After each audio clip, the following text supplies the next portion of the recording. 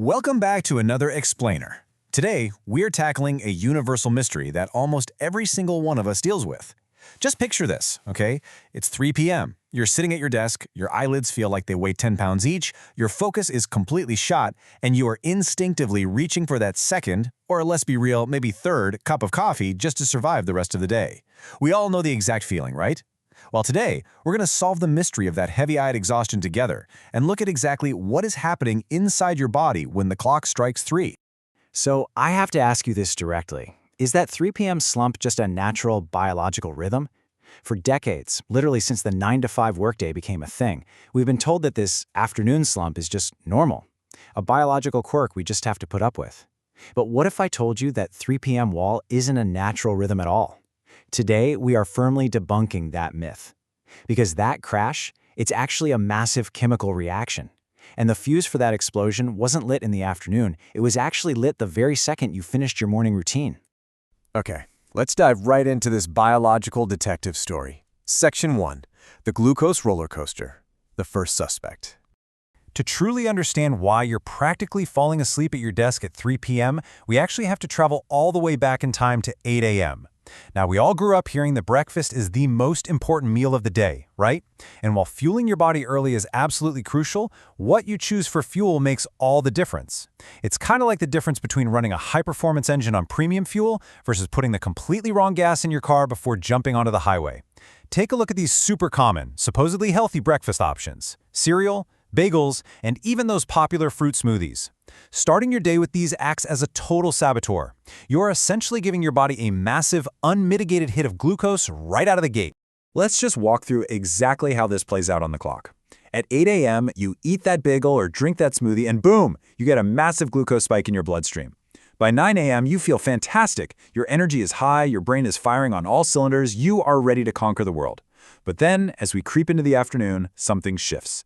Because that sugar spike was so high, a hormone called insulin frantically enters the chat. Insulin's whole job is to clear that sugar out of your blood. But here's the problem. Because the spike was so dramatic, your body completely overreacts. The insulin clears out way too much sugar, setting you up for that inevitable, miserable crash between 12 p.m. and 3 p.m. The actual biological term for what happens next is the hypoglycemic dip. Since insulin cleared out too much sugar, your blood sugar drops sharply below its normal baseline. And when this happens, your brain literally goes into panic mode. It genuinely thinks you are starving. This is exactly what causes that sudden exhaustion, that total loss of focus, and that horribly irritable feeling we all know as hanger. So, that terrible 3 p.m. crash you're feeling, it's not a midday glitch, it's just the delayed echo of the massive sugar spike you gave yourself at breakfast. But the glucose roller coaster didn't act alone, did it? It had help. Let's move to Section 2, the adenosine trap. The accomplice. All right, let's talk about everyone's absolute favorite morning habit, coffee. Specifically, the habit of chugging a cup of coffee within 15 minutes of rolling out of bed. To understand this trap, we need to take a really quick look at a chemical called adenosine. Just think of adenosine as sleep pressure. Throughout the entire day, from the exact moment you wake up, adenosine is continuously building up in your brain.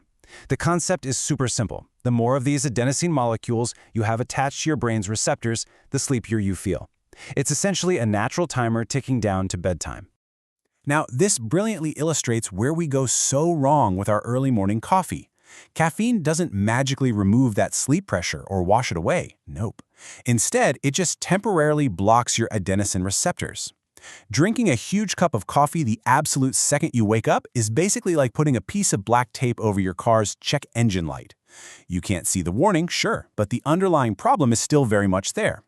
While the caffeine is blocking those receptors and making you feel alert, that adenosine pressure is quietly, continuously building up behind the scenes. Which brings us to the absolute disaster that is 3 p.m.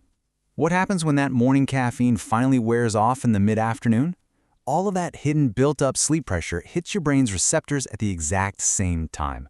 And remember our first suspect? Yeah, this tidal wave of sleep pressure is hitting you at the exact same moment your body's going through the hypoglycemic dip from your breakfast. This creates the double whammy crash. It's a massive physiological wall of exhaustion that absolutely no amount of afternoon espresso is going to fix. So, the crucial point is, how do we break this cycle? Section 3, the savory morning fix, the resolution.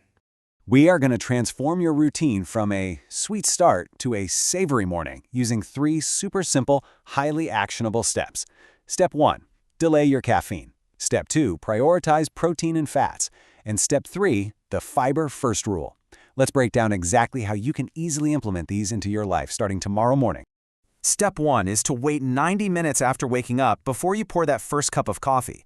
I know. For some of you, waiting 90 minutes probably sounds like cruel and unusual punishment, but biologically, this is an absolute game changer. By delaying your caffeine intake for just an hour and a half, you give your body the time it needs to naturally clear out the leftover adenosine from the night before. You're clearing the receptors naturally, and that is what prevents that massive backlog of sleep pressure from hitting you all at once later in the afternoon. Next up, we have to change the fuel. A sweet start, like a bagel or yogurt heavily sweetened with honey, that creates the massive insulin spike we talked about earlier. But a savory morning, consisting of foods like eggs, avocado, or plain Greek yogurt, that changes the chemistry completely. By swapping out those sugary carbs for high-quality protein and healthy fats, you avoid the insulin overreaction entirely. Instead of a roller coaster, you get a slow, steady burn of energy.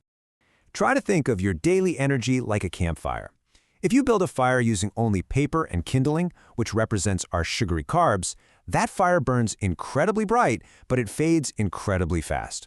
You'll literally be left with nothing but smoke by midday. But if you build your fire with big, solid logs representing protein and healthy fats, that fire is going to burn warmly and steadily for hours and hours.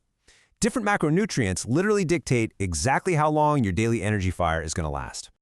Now, what if you absolutely must have some toast or fruit in the morning? Well, then you need step 3, the fiber first rule. This simply means you should eat some fiber or protein before you consume those carbs. For example, grabbing a handful of almonds or some spinach right before you eat your toast. Why? Because doing this actually creates a physical buffer in your gut.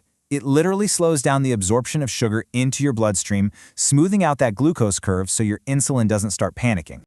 So I want to issue you a direct challenge right now. I call it the 3-day challenge. For just 3 days, I want you to try making these swaps. Delay your morning coffee by exactly 90 minutes. Swap out your sweet carb-heavy breakfast for something savory and protein-rich, and then simply pay attention to how you feel when 3 p.m. rolls around. I promise you, if you do this for just 3 days, you won't even be looking for the coffee pot come mid-afternoon. Your energy is going to remain completely stable. Always remember this. The afternoon slump isn't a life sentence, it's a signal. Your body isn't broken, right? And you aren't naturally lazy in the afternoons. Your body is actually functioning perfectly. It's just sending you a very loud signal that your current early morning fuel source just isn't sustainable for the whole day. Oh, and by the way, if you want to take your daytime energy to the absolute next level, your gut health actually plays a massive role in how you process these foods. I highly recommend you check out our previous explainer on the fermented citrus and ginger tonic. In that one, we break down exactly how you can further optimize your gut health, which goes hand in hand with these morning habits to give you pristine all-day focus. So, I want to leave you with this final, empowering question. When you aren't actively fighting off exhaustion, what will you achieve at 3 p.m. tomorrow? Because when you finally conquer the glucose roller coaster and defeat that adenosine trap, your afternoons actually become yours again. You get to reclaim all that lost time. Thank you so much for diving into the science of the afternoon slump with me today. Try that savory morning swap,